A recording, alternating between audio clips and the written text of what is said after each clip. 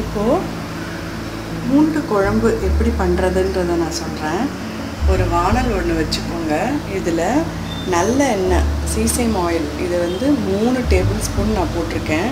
இப்போ எண்ணெய் நல்லா காஞ்சிருது.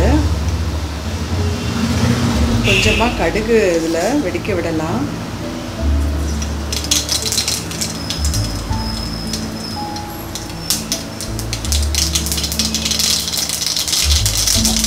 ஜீரகம் கொஞ்சம் போட்டுக்கோங்க. அப்புறம் வெந்தயம் கொஞ்சம்,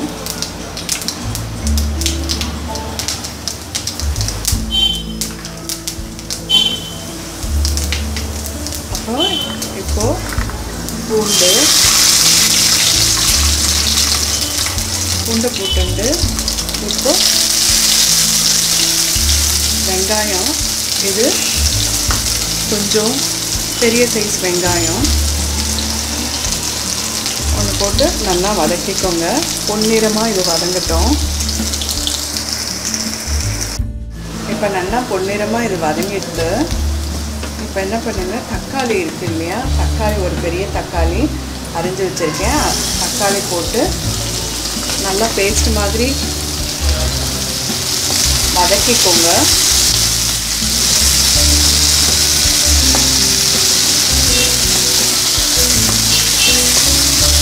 இது நல்லா சீக்கிரம் வதங்கிறதுக்கு கொஞ்சமாக உப்பு போடலாம்.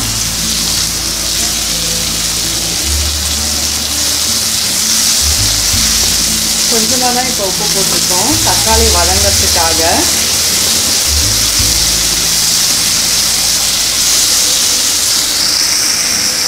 தக்காளி பாருங்கள் நல்லா பேஸ்ட் மாதிரி வதங்கிட்டு. இந்த மாதிரி நல்லா பேஸ்ட் மாதிரி வதங்கிட்டுனா உங்களுக்கு நல்ல டேஸ்ட் கொடுக்கும். எண்ணெய் கொஞ்சம் 3 டேபிள் ஸ்பூன் நீங்கள் யூஸ் பண்ணுங்கள். நல்லெண்ணெய் தான், அது ஒன்றும் இது இல்லை, டயட் கான்ஷியஸ் இல்லை. நல்லெண்ணெய் எவ்வளோக்கு சேர்த்துக்கிறீங்களோ அவ்வளோக்கு நல்லது, அது ஃபேட் கிடையாது. இப்போது இது பார்த்திங்கன்னா சாம்பார் பொடி நான் ஒரு 3 ஸ்பூன் போடுறேன்.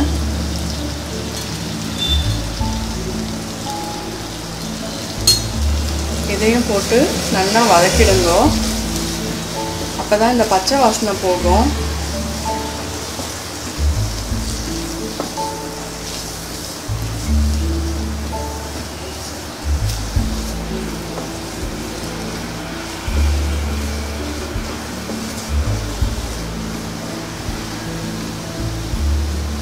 இப்போது கொஞ்சம் புளி ஊற வச்சுருக்கேன். இதுனா ஒரு பெரிய நெல்லிக்காய் சைஸ் புளி ஊற போட்டிருக்கேன். இதில் விட்டுடலாம்.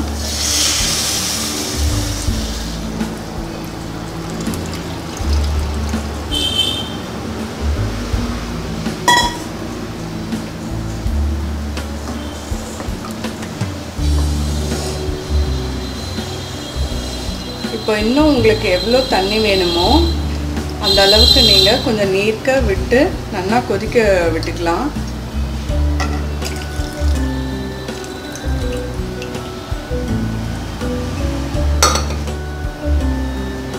இப்போது பாருங்கள், நான் நல்லா நீர்க்க இவ்வளோ தண்ணி விட்டுருக்கேன். ஏன்னா அப்போ தான் நல்லா கொதிச்சு வரும். கொதிச்சு வந்ததுன்னா உங்களுக்கு நல்ல கன்சிஸ்டன்சியில் வரும். கொஞ்சமாக மஞ்சள்தூள் சேர்த்துக்கலாம். தேவையான அளவு உப்பு. தக்காளி வதக்கிறதுக்கு கொஞ்சம் போட்டோம், அதையும் மைண்டில் வச்சுட்டு இப்போது எவ்வளோ உப்போ அவ்வளோ உப்பு போடுங்க. இதை வந்து என்ன பண்ணுங்கள், ஒரு தட்டு போட்டு 10 நிமிஷம் மூடி வச்சேன்னா நல்லா கொதிச்சிடும். நல்லா கொதித்ததுக்கப்புறம் குழம்பு ரெடி ஆகிடும். உங்களுக்கு அந்த கன்சிஸ்டன்சியை நான் காமிக்கிறேன். பூண்டு குழம்பு உடம்புக்கு ரொம்ப ஹெல்த்தி. அதுவும் வெந்தயம், இது பூண்டு இதெல்லாம் போட்டிருக்கோம். நீங்களும் இது வந்து வாரத்தில் ஒரு நாள் எடுத்துட்டுலாம். இங்கே பாருங்கள், 10 நிமிஷம் கொதிச்சிருச்சு. நீங்கள் 10 நிமிஷம் கொதித்து ஒரு 5 நிமிஷம் நான் வந்து சிம்மில் வச்சுருக்கேன். இப்போது இதே மாதிரி நீங்கள் ஃபாலோ பண்ணுங்கள். ஒரு 15 மினிட்ஸ், அதாவது 10 நிமிஷம் ஹைலியும் 5 நிமிஷம் சிம்லேயும் வச்சிங்கன்னா நல்ல திக் கன்சிஸ்டன்சிக்கு வந்திருக்கும்.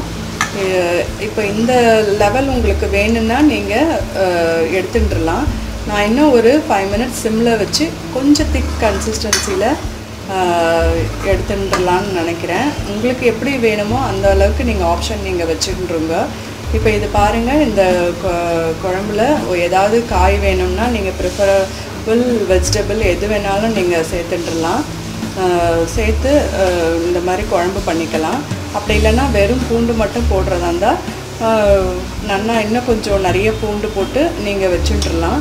இது ரெஃப்ரிஜரேட் பண்ணிங்கன்னா 4 to 5 days வச்சுக்கலாம், நம்ம கெட்டே போகாது. இது வந்து ஹெல்த்தி தான், ஒன்றும் ப்ராப்ளம் இல்லை. இதே மாதிரி நீங்களும் பண்ணி பார்த்துட்டு உங்களுடைய ரிவ்யூஸை சொல்லுங்கள். இன்னும் 5 மினிட்ஸ் கழித்து அந்த கன்சிஸ்டன்சியும் நான் உங்களுக்கு காமிக்கிறேன். தேங்க்யூ. பாருங்கள், இப்போ நல்லா திக் கன்சிஸ்டன்சியில் இது வந்திருக்கு. நீங்களும் இதே மாதிரி பண்ணி பார்த்துட்டு உங்களோட ரிவ்யூஸ் எனக்கு கொடுங்க. தேங்க்யூ.